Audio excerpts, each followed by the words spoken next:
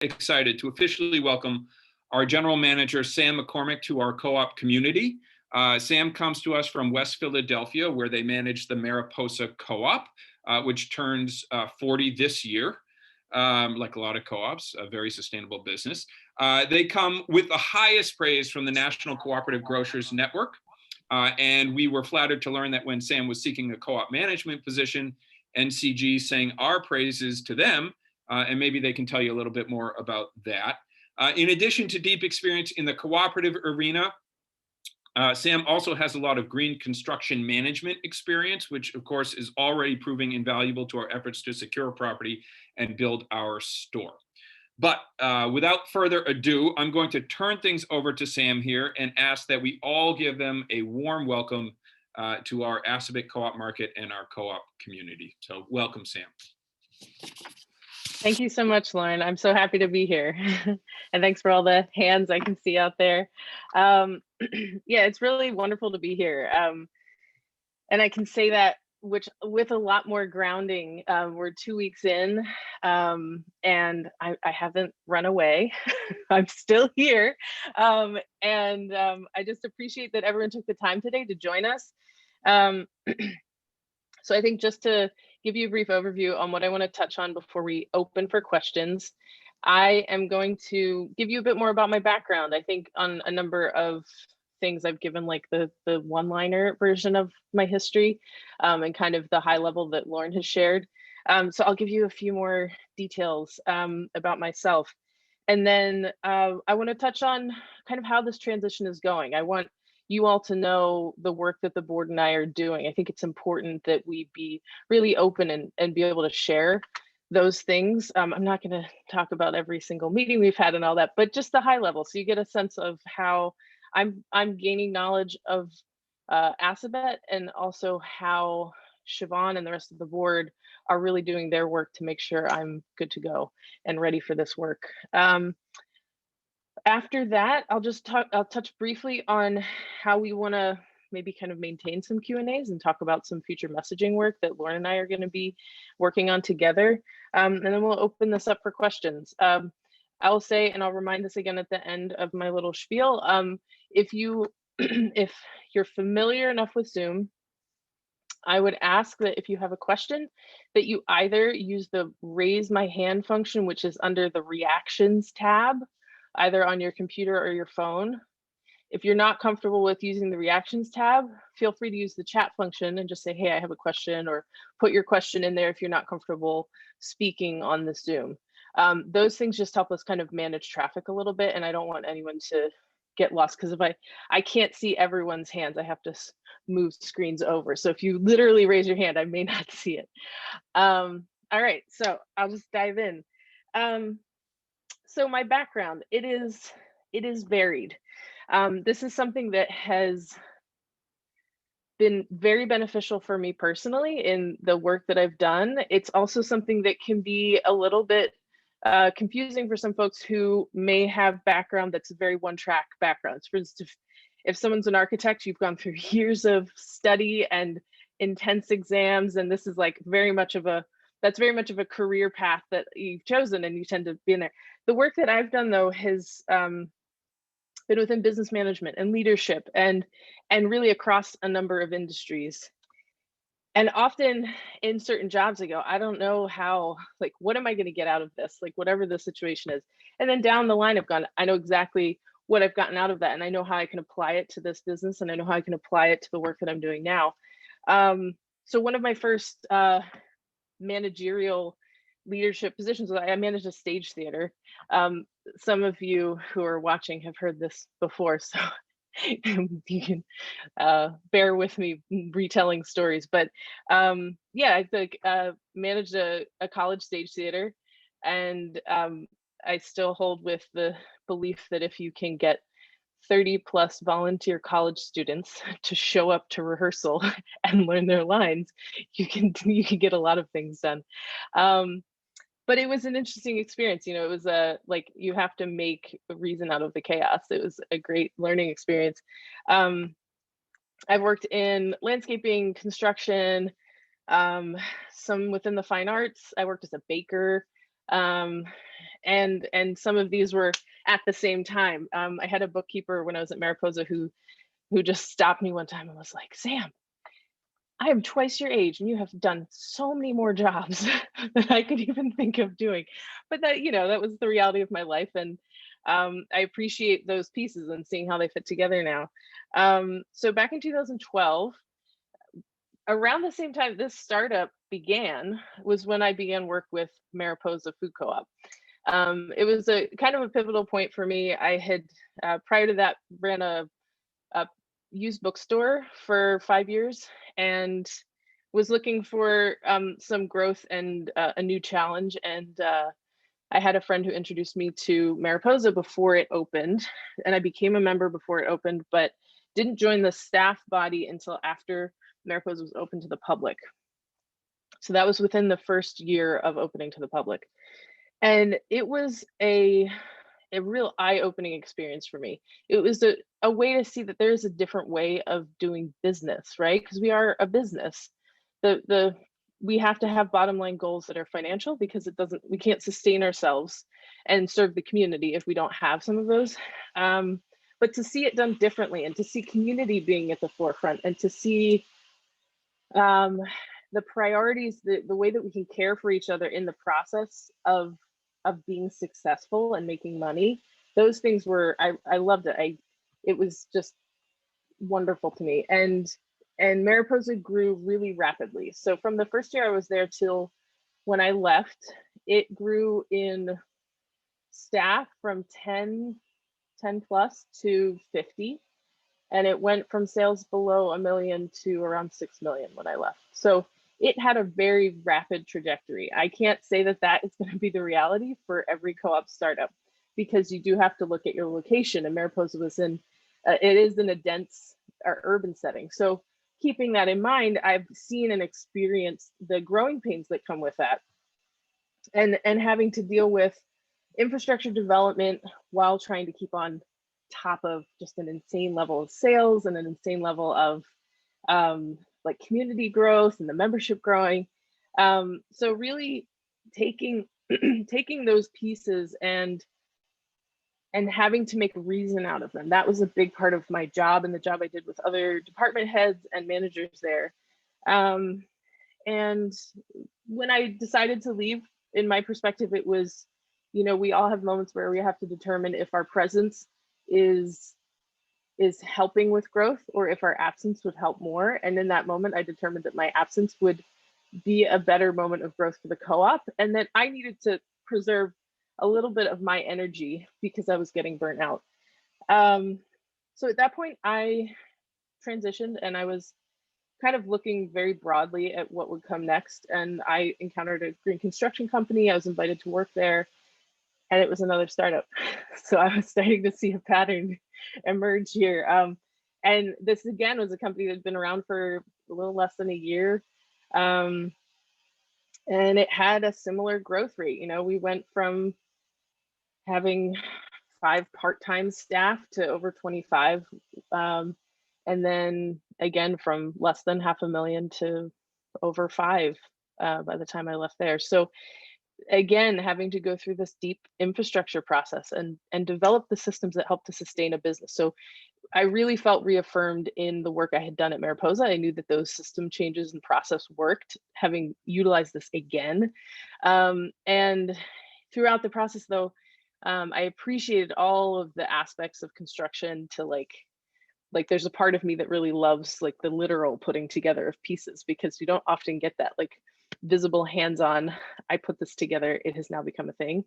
Because with business, often it can feel less tangible. But I also felt that I was missing the community that the co-op world brings. And at the same time, I had some folks from the National Co-op Grocers Association who knew me from when I was working at Mariposa that were reaching back out and saying, "Hey, do you want to come back? Like, hey, we'd love to see you back here working within the co-op world again." And the timing was right. So I really dug into conversations with some of those folks. They had recommendations on where I should be looking and talking with people. And I was connected with David, who was the head of the hiring committee And if folks don't know, David Garrett he's on the board, he's the head of the hiring committee. Um, and we had a great conversation, and David was like, well, guess what? You're in the interview process. So that was it was a good moment, I think. And throughout the interview process, as Lauren mentioned, I wanted to do my due diligence, because startups are something that I have experienced, and I know ones that have gone well and ones that haven't. So I reached out to folks and I said, have you interacted with Assabet? Do you know about the work they're doing? And just again and again, I heard this group of folks have done the work. This board and iterations of this board have done the work they need to do to make this a very successful startup. And not just spending time, but spending, there is an actual financial investment that has occurred over the years. There's a lot of training work that's occurred. And now that I've started and I've actually had access to the files and been able to read through all this stuff, it's just been reaffirmed that the work that was needed to get the co-op to the point where you all could hire me as the general manager, that we're looking at having a site, building a store, opening to the public, like these things, like they are happening because of the preparation and work that has been done by the board. So just a big thank you to not just the current, but the prior boards and the folks that may have gotten burnt out. It is an exhausting process to really get a startup going. So like many thanks to all those folks. And so that kind of leads me to, what are we going to look at moving forward? And I know that for folks who've been on the membership, who have invested, who've contributed to the capital campaign, I know there's been a lot of time. So I just want to recognize that. I know that you've invested in financially and with your time, and you want to see a store happen. So like we all agree, we all want a store needs to open. That is that is going to happen. But I want to also recognize that the work I'm doing is going to be very invisible in the process of a store opening. And some of what we can communicate and what Lauren and I are going to be working on is we're not going to just give you updates on site selection. We're always going to do that. We're always going to let you know the progress that the board's made on a decision. If we have a solid offer that we're thinking about, we're going to communicate those things. That's not going to stop. But I think there's an opportunity for you all to understand other work that goes into and contributes to the store opening that will happen regardless of the site actually having been signed off on us leasing or owning a property. And that's what Lauren and I will look at doing with a combination of, the work has been doing, some messaging that I'd like to directly have so that you all can be hearing from multiple people, kind of the innards of this process. And I'll talk about some stuff that might be kind of boring, but is necessary. So I'll talk about, staffing plans, and I'm going to talk about, we're working on budgets, we're working on this and that. And I want you to know what goes into this. And the other piece that Lauren and I discussed, that if this is kind of up to you all if it feels useful, but we'd be happy to continue to host these Q&As.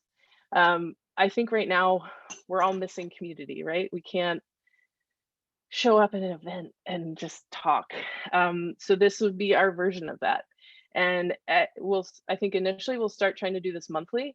If there's interest in doing it more frequently, we could talk about that. We'll find a way, and Lauren will be communicating ways to kind of gather questions and maybe start getting more focused in some of these Q&As. It might be that you all have specific topics that you'd like to have addressed. So we'll work together to make sure that we have a clear way to gather that information. But those are some of the goals. We want to make sure that clear and upfront communication is happening and that you all have a chance to participate. And this is Zoom is our forum until we can be meeting in person. So I think that's about all I have for now. Again, I'd remind folks, if you can use the reaction tab and raise your hand, or if you could put something into the chat to say you have a question, and I will open this up to questions.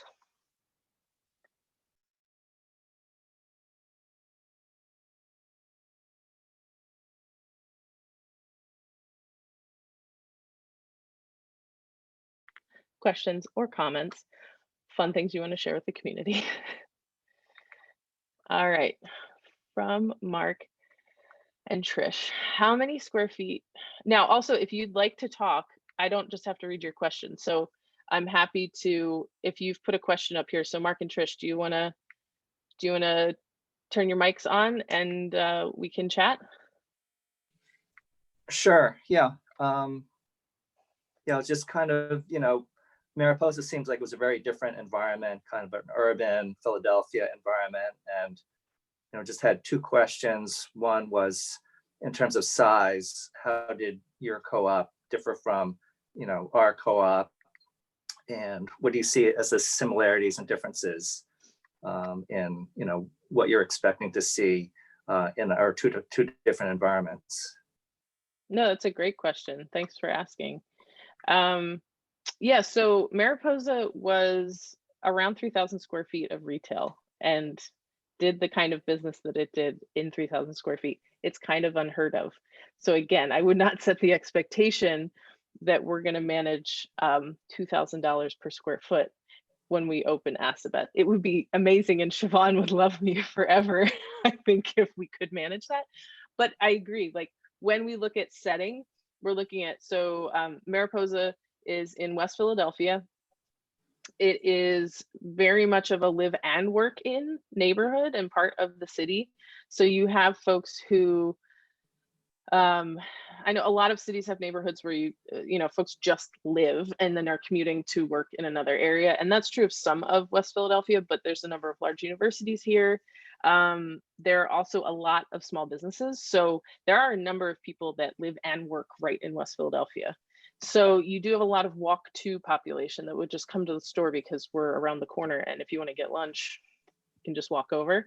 The second factor that really contributed to high turnover in sales was that there's a trolley line that ran right in front of the co-op, and there was a stop right across the street.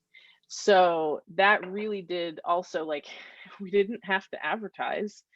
People were riding the trolley and maybe didn't want to go to Trader Joe's or didn't want to go to Whole Foods or something because they were tired at the end of the day of work. Then they just walk over and grab dinner at the co-op. One of the disadvantages of that space is that there was not enough space for a prep kitchen. So prepared foods was never really a possibility. And so we did lose out on kind of potential sales in that area, but it just was a limit with the space, and there just was no way to get around that. So there's the shift that happened was that there's a outside mildly prepared foods, and more like baked goods and things like that could be offered. But again, so you look at the pros and cons of a small space like that, the probing, all of that walk to, all of that traffic. And then one of the major cons being no way to further expand that prepared foods without having like an outside commissary kitchen, which is what some co-ops tend to do. And so how does that then translate to Assabet? And how do we look and think about having really good growth in sales also at Assabet? My understanding of the area, and I'm still getting to know the area, is that this is like a heavy drive to area. That is a big difference in how you think about how people come to shop. So in site selection, it's been emphasized we need to make sure we have good parking, and access is key. So I want to be able to drive traffic in a similar way, in that we need to be visible. We want people to know we're there. We want people to know that it's convenient to come and shop there. I don't think those things are different from Mariposa. I do think the way that we market that and what is accessible is different. So we're looking at different mechanics of accessibility for the site. It doesn't mean that we can't do a similar type of work to make sure that we're seen in a similar way. But yeah, it is going to be a different approach, but I'm looking forward to that. I'm looking forward to kind of applying this in a different way. And maybe Siobhan will get her dream of having a really high turn store. We can do it. I hope that answered your question. Yeah, it does. I mean, one thing that I've noticed around here is we've lost most of our local neighborhood grocery stores, right? We drive to big box stores now, and I'm just kind of wondering, it seems like a downtown store really differs a lot from one where, you know, you have to, you know, make an effort to go there. Yeah, and excuse me, that is something that the board and site selection folks have as two like primary things. So downtown would be amazing. We also need parking. So we really are coming up with some very tight logistics that way. And I think at the end of the day, we're going to have to choose the option that is going to be the most convenient, because I agree, we want this to be convenient. We don't want you to have to drive miles and miles out of your way. It's not going to serve the purpose that you as the owners have said, you know, we want a co-op that's ours, that's here. So that is a driving goal, to make sure it's as accessible and convenient as possible, with making sure that we have the parking that we need. That's been shown over the years to be a real high priority as well. Thank you. Yeah, absolutely. Ellen, do you have a question, or did you say it in your typed up question? There, found the button. I'm just wondering what kind of co-op work you've been doing this week, just as kind of an overview of kind of how your life is going right now. No, I'm so happy to speak to that. What was that, Ellen? Without being too nosy. Oh, no, it's okay. And actually, that's a good question. It helps to highlight how the board and I are communicating right now. So that was a good little cue up for that. So the board was a working board and was doing work. It was volunteering, but very heavily. So a lot of the work that they were doing is being shifted onto my plate. And we have a 3 months transition plan that we've been working on, and that Siobhan and I have specifically spent a lot of time going through. It's a combination of reviewing materials that exist currently for the co-op, reviewing plans for the future. What kind of work am I going to be doing to develop policy, to develop staffing plans, to develop a lot of these infrastructure pieces. But also, honestly, the last 2 weeks have been a ton of calls. I'm being introduced to a lot of people. I'm getting to meet folks who've been involved in this co-op work. Everyone's been very generous with their time. I've gotten to meet folks from there's an Area Food Co-op Alliance, NFCA. Met a couple of folks from there. Bonnie, met Glenn from Middlebury Co-op. He's really great, and he's going to be a peer kind of counselor for me, which is going to be really wonderful. And other folks in that vein. So there's a lot of folks who've reached out. It's been a lot of the work. I think about midweek this week, I started to lose my voice because I was just on the phone so much. But to recognize the real spirit of cooperation that seems to be here in the neighborhood and nationally. I had some good calls with some folks from the National Co-op Grocers Association. They're not just saying they support, they're supporting as well. You know, so that's been kind of the highlight of the week. And then how the board and I are keeping in touch on kind of the granular detail of what I'm doing. I write them a weekly FYI. So every Friday, I wrap up my week with Siobhan, and I put together, it was a 1-pager on the first day. This week it was a 2-pager, because what I tend to do is I like to give a glimpse of what I went through that week. And then I have, what am I looking at to have on my plate the following week? And that following week is more to say, like, here's what I have capacity. I already have this on my plate. I will only have X amount of time for calls or things like that. But one of the main highlights I could share from this past week is that we made the decision to, I would say I made the decision as a new general manager to move our bookkeeping and payroll in-house. That's something that it helps to streamline our process. We're using accounting software to do that, and it should save us some money in the long term. We still have accountants that we work with who verify our books, who do our tax returns, and all of that stuff. But it's something that right now we can manage in-house, and we got that rolling this week. So that was a good tangible piece of work to have that set up. And Siobhan and I will be digging into the details next week on that as well. So I hope it gave you a little glimpse, and thanks for asking that question. We have Stephen next. Do you want to talk, Stephen, or do you want me to read your question? What you've been saying is that you've been mainly working with startups. So one of the concerns we may have is, okay, when we're no longer a startup, are you planning to leave us and look for another startup to join? That's a great question. maybe I can give more perspective to the movement from the other startups. So I shared briefly that I got pretty burnt out with Mariposa. And I would say similarly with the last job. So startups don't require that you get burnout, but it can often happen if we don't manage our time well, if we don't ask for the support we need. So I've been very upfront with the board coming in. I am not going to do this by myself. I am not going to say like I've got it all of the time. I think that is one of the things that I didn't used to say that either. It's simply that was a function of life, that it was like, here, do that, like we need you to do this and manage it. What I've seen in the past couple of weeks in meeting committee members is a lot of volunteer involvement, and for me that's really wonderful to see, because that can expand my capacity. And my goal is not to start up this co-op and burn out. My goal is to start up this co-op and be able to run this co-op and continue to do so. And I have no intention of being here for a minute and leaving. I can never foresee what life brings, but my goal is that this is a co-op that I'm going to be here for the foreseeable future. So I hope I answered your question. I understand where that came from. I appreciate you asking it. I have Dan. Do you want to talk, Dan?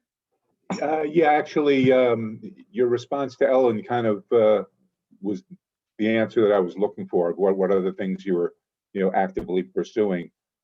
Maybe I can quick follow up. Is obviously over the course of time you'll be bringing on paid staff to, do all the things you need to do. Question is, are you looking for volunteers from the owner group as well to maybe some specialized skills or whatever to help you out, and how would we communicate with you about things like that? Yeah, that's a great follow-up question. I think that volunteer support is going to be key, and volunteer work is going to be key. I'm going to reemphasize a couple of things. So Lauren is officially my first staff person, and he and I are going to be working. So historically, and Lauren could speak more to this, so I could let you maybe talk a bit as well, Lauren. But Lauren was working for the board. The board was a working board. The board is now shifting to being a policy governance board, which means that the operational work is now going to be done by staff, and we have to accurately report and meet the ends goals that are established by the board and the financial goals, and that we're accountable to the board. But the board is, after we go through this transition period, is no longer responsible for the actual operational work. And so Lauren and I, in that capacity, are going to be working together to fine tune how volunteers can participate in the co-op as we're starting up. I'd like to see more infrastructure around that. You're going to hear that word from me a lot. It's key to all of this. We can come up with really great ideas. We can come up with really good plans, but unless we map out and create a structure in which it lives, it will fall apart. So infrastructure for me is key. And Lauren and I are going to be working together to come up with, how does this look in the next 6 months? Because we do have to look this in periods. So like, how does this look prior to a store being open? How does this look after the store is open? And we may adjust those plans, but we're going to set those pieces of work in place. And I think what you and others who are interested in volunteering should look out for is direct communication about that piece. So I don't have the plan at this moment, but my intention is to have volunteers actively involved in the support of the running of the store, in the support of the pre-opening, and the support of all of this, but I don't want to do that in a way that wastes anyone's time. I value volunteer time, and I want to make sure that we have very direct and specific things for you all to do. So I hope that partially answers your question. Yeah, that's fine. Great. Thank you. We have anyone else with some questions? And just a time check, we're almost at 11:40 and we are aiming to wrap this up at noon. But yeah, questions, thoughts, conversation? Yeah, Lauren. Sam, I just wanted to add to what you were just saying, and then actually ask a question of my own, just because nobody has raised it yet.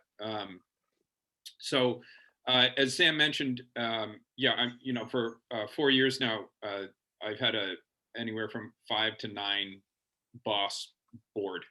And they've been all great. But I'm really excited to have Sam here for obvious reasons, but personally and selfishly, because now I have one boss and one collaborator, and I'm really excited to have that kind of that consolidated management piece. And I think and this is part of the evolution of all startup co-ops, right? And so that's it's exciting on that level too, because we've got the tangible piece that we want, the store, but like Sam mentioned, all of these intangibles that come together are also the progress that we're seeing in preparation for signing on the dotted line, so we're off to the races. And we've done a lot of that. We've seen a lot of the excitement around the capital campaign and all the rest. That we're 3/4 of the way there, and really ready to build, to sign on the dotted line as soon as we secure our site. So it's all very exciting, and I'm very excited to have Sam here as my boss. I mean, I'm excited to have a new boss, and Sam's gonna really, it's really starting to pull the structural piece together in preparation for actually having our physical structure there in the store. And one of the questions that I had, and that folks have been asking me over the years, and I've answered mostly according to sales forecasts, whenever new competition comes into the area, we feed it back into our sales forecast and recalculate to make sure that we're still on track with the number of owners we have, with the capital campaign funding that we need. How will our sales forecast be affected by market basket coming in and this, that, and the other thing? And so I'm wondering if you could, and just to address that piece of it with market basket, with Deborah's expansion, we're still on track for a thriving food co-op, but I'm wondering if you can, because there's still plenty of room from our market studies for growth within this niche market, and of course there's no other food co-op in the area. But I'm wondering if you can address from your time at Mariposa how competition enters into, it's one thing to say, all right, we've got to get this store open, we need the budget done, we need the labor management piece of it done and all this, but can you address some of that competition piece and what you're going to be looking at in the next 3 months as you're onboarded, to address how we compete in the region as a co-op? Oh, that's a great question. And I think especially if that's come up a lot over the years, I'm happy to address it. So I guess to start with, how I approached that at Mariposa, you can't be everything to everyone. And that's the same thing when it comes to competition. We aren't going to compete with everyone. And I think one of the things that we'll come up with strategy, and I'll come up with strategy specifically with the board, because we do have to be in alignment. And just to reiterate the relationship of how the co-op works together, the owners own the co-op. The owners elect the board. The board is responsible for the fiscal health of the co-op, and they're responsible for oversight of my work. I'm responsible for operationalizing and making possible those things and those goals that the board comes up with. And I just wanted to reiterate that circle so that when we go and say, I'm working with the board on this, I'm working with the board who are working to fulfill the desires of the owners of the co-op. And you can't be everything to everyone. We can't be everything to every shopper.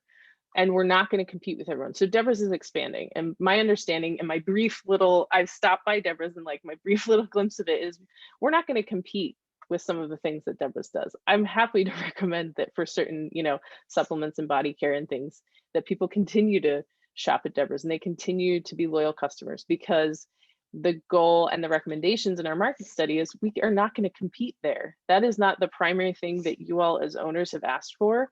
And my understanding and looking at the surveys that have come out, at least a third of the membership has completed some of the surveys that have gone through, and we've gotten a pretty robust response. And while there will be access to beauty care, supplements, things like that, we're not necessarily going to be competing in that way. And so to bring it back to what did we do at Mariposa? We had, so you think about a more dense urban area, you have a lot more stores and options that people could compete with within a 3 mile radius, a 1 mile, 2.5 mile radius, And so the determination was always like, we're not Whole Foods. We're not going to do what they do. Now, if another store is going to open closer to us that is heavily, what our key things were like organic, natural foods, like how are we going to come up and push against that? And it was often that we would work with NCG because the national co-op grocers keep on top of these trends, and they keep on top of like what categories are a lot of box stores doing to compete in the natural foods market, and how can we be balanced, using strategically the discounts that we'll receive from national co-op grocers in enhancing certain categories. But one of the things that I've seen work very well is the investment for competition is in the staff, and making sure that the staff is prepared and ready for that. And honestly, one of the things that I always want to push for is that if my staff is the best customer service staff, if we give you the best experience when you come in the store, what we offer is not irrelevant. What we offer is going to try to reflect the needs of the community, but if we can offer it to you in the best way possible, I know that that's going to bring in more traffic. And as it's often said in customer service, you coming back is far easier than getting somebody new to come in.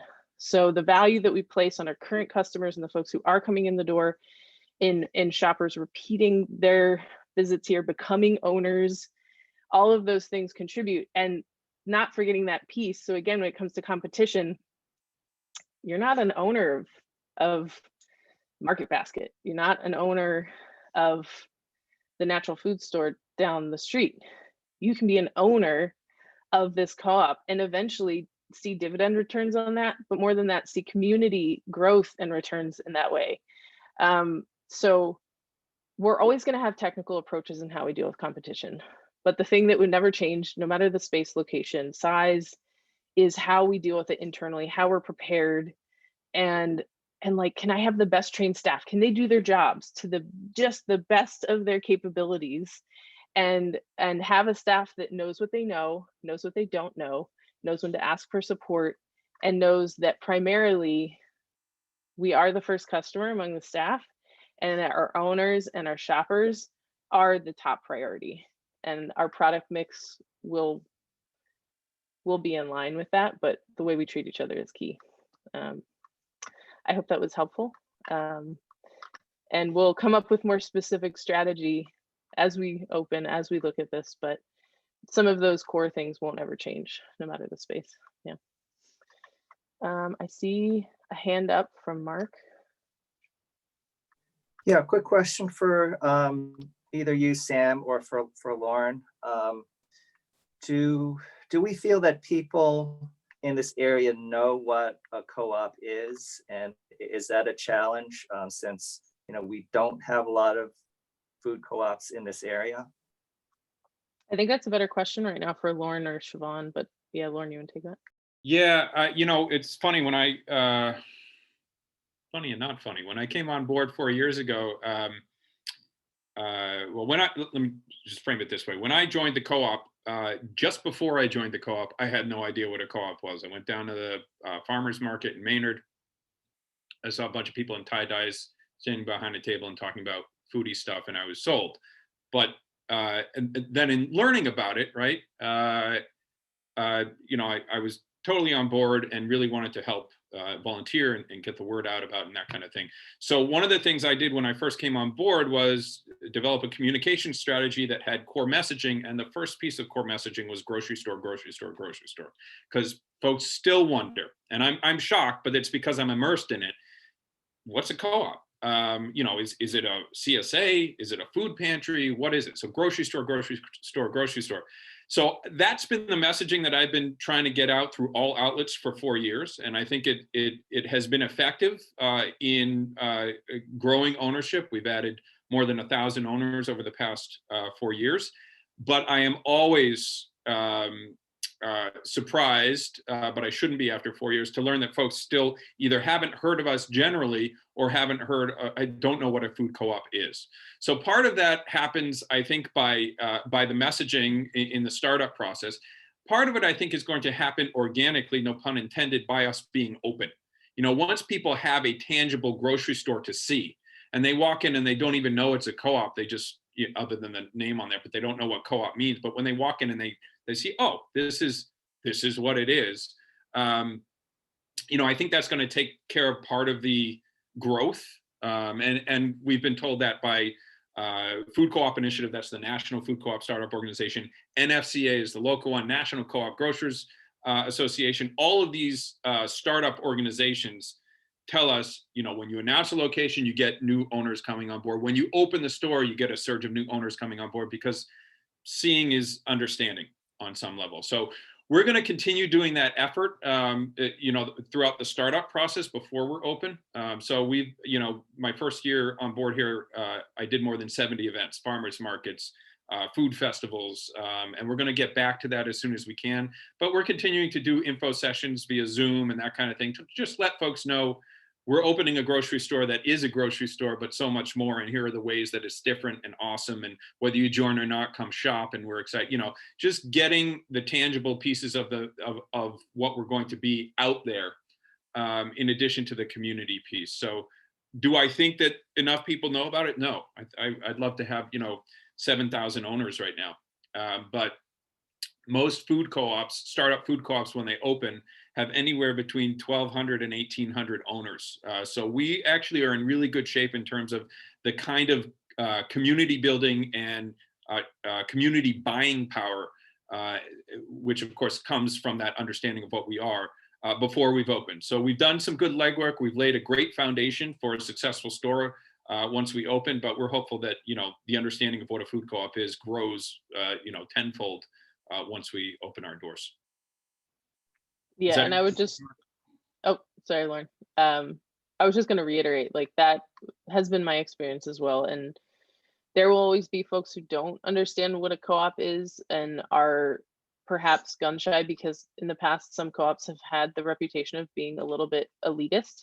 That stemming from co-ops that were closed to the public. There were buying clubs and other folks, and that was just out of their necessity. That's no judgment on how they function, but that there was some older reputation around that. And I used to encounter that with Mariposa because they specifically were closed to the public for a long time. And they had some reputation because of it. And so once they were open to the public, some people would actually stop on the sidewalk out front and be like, can I shop here? Like, am I, you know, and we had to put a big banner on the face of the building that was like, we are open to the public, everyone is welcome, you know. And sometimes you have to be that literal, because what we do need, like Lauren said, you have this big push that happens when the store opens, but you have to continue that momentum and continue to get people to recognize that this is where you can shop. This is where you can come and do your weekly groceries, where you can come and get a snack, get some breakfast, like whatever it is, like you are welcome. And then once you walk in the store, the goal should be that we have the space and opportunity to talk more about what we are as a co-op. And sometimes that first step is just getting somebody to come inside, which is the open store version of the tabling event where Lauren walked up and said, this looks cool, you know. So how do we do that and achieve that also inside the store is the work that continues after we open. I hope that Lauren helped answer your question, Mark. We are 8 minutes till 12. Do we have any last minute questions or thoughts before we start to wrap up? Sure. Any news on possible new location? I am going to say a thing that you may not like, but I don't have news for you. What I can do is talk a bit about how I've been working with the board and the site selection store development committees. So there is active work to solicit sites. I can say that. I cannot say if, you know, we have anything viable, you know. So the work is happening. As you all know, Rob, one of our board members, has been doing that legwork, and I'm now working with him very closely so that we're in alignment on that direction. And it is a topic of conversation at every board meeting on the current opportunities, the current things available, what is worth investing research time and due diligence money in. because we do have to spend money on due diligence for anything that we consider a viable site. So those are conversations that come up, but we don't currently have a site to share with you. But I am now meeting with all of the committees that have been involved in site selection, and moving forward, I'll be directing the work that those committees do and make sure that the work they're doing is in alignment with the board's needs and the general direction that we're going with as a co-op. But you'll continue to get updates. I will, Lauren and I will make sure that we have as much information as possible shared with you all, but we do not have a site to share at the moment. Yeah. Did you have a question, Dan? Yeah, I mean, obviously, we're all familiar with the lunacy of COVID and whatever, and the steps that stores are having to take, whatever. I'm just wondering if there's any special issues that relating to a co-op or whatever that you have to address that aren't the typical things we read about on a daily basis. Yeah, in our pre-open phase, this mostly impacts how we meet and work. So everything's remote right now. That's why all of my calls and meetings have been over Zoom. My partner and I are moving up to the area in less than 2 weeks. So that is going to be a new level of chaos with my work, but we're excited to be up there. And we are splitting the difference. My partner's in academics, so we are going to be initially renting in Somerville. That for her is the best place for her like college community and access to teaching resources and things like that. And it's a counter commute for me, so I don't mind that at all. But once we're all physically there, it does prevent community events. So I think in the next like 6 months, the things that we're really, and Lauren and I are having to sort through is when will be a safe time to start tabling again? When is a safe time to start having actual in-person versions of what we're doing right now? And we're going to take the recommendations of the local and state government when it comes to that. So we're not going to make any decisions outside of what is currently being recommended. Because we are a food co-op and a food service industry, and we'll see how the vaccine rollout goes. But once, especially Lauren and I are vaccinated, we'll have a little bit more freedom in being able to be in the community more safely, and we'll make sure to keep our health and safety standards high. Once the store is open, our hope is that by the time the store opens, that we have a much different picture of things, but none of us can see into the future. So I think we're going to plan in kind of a worst case scenario sense, unless we hear otherwise in the meantime. And there's a lot of really good recommendations and resources from other co-ops who have opened in the past year. They have some really great information for us. So I'll be taking all of that in and making sure we incorporate that into our opening plans. Things like right now, folks aren't going to come in and eat by our prepared foods area, but let's make sure we have an active takeout. Let's make sure that we have, so we're going to try to be flexible with the circumstances and meet the needs of the community as best as possible and as safely as possible. So I hope that answers your question a bit, Dan. Yep, that's fine. Thank you. Yeah, and Sam, if I could just add that, to Sam's point, there are co-ops that, despite the crazy odds and challenges, are opening now. In fact, very close. South Philly is just opened a co-op after a 10-year startup process. And a lot of these co-ops are doing things like, they're bulk food sections. They're pre-packaging the bulk foods ahead of time now to make that as safe as possible. So we are able to learn, and that's part of that P6, the 6th principle, cooperatives learning from cooperatives. We're able to learn from other co-ops, both established and startup, from what's working and what isn't, and we're taking all those best practices, and Sam is going to be incorporating them. And I've mentioned this before, and I don't know what, this has been in my mind for a while, that the timing of all this, of our securing a site and opening our store, grand opening, and seeing people construct it, I really see this coming to fruition at a time when we can actually get back together as a community, so that when we mark on our calendars the grand opening of our store, and that we can actually have, and maybe masks are still part of the new normal, I don't know, but hopefully this is all timed well, where The vaccines are pretty widely distributed. People feel more comfortable getting back together as a community, and we can have a proper grand opening in the sunshine, right, with 500 owners out front of our store and all the politicians and the farmers and everything gathered there with the big red ribbon, and we cut it, and we can all walk in, and if we don't hug, I hope we're back to hugging, but we can high five and go up and down those aisles and really be happy and celebrate on so many fronts. You know, not just, it would have been one thing to open this thing, you know, a year ago, to open it after all that all of us have been through is really going to be something pretty special. And it's because of all of you, and it's because of the board, and it's going to be because of Sam too. And it's real. This is taking a village, and we're going to get through this, and it's going to be an exciting ending to, or beginning to our co-op. So. Yeah, thanks, Lauren. That was a great piece there. And I just want to say we're gonna cut off the questions. We're at time. Thank you all so much for being here. It's for me, it's really great. It's hard for me to get to meet folks at the moment, and every opportunity I have like this is really wonderful. I do appreciate your time and being here and asking questions. Like I said, look out for posts on Facebook and in emails and on the website from Lauren about how this next session like this will go.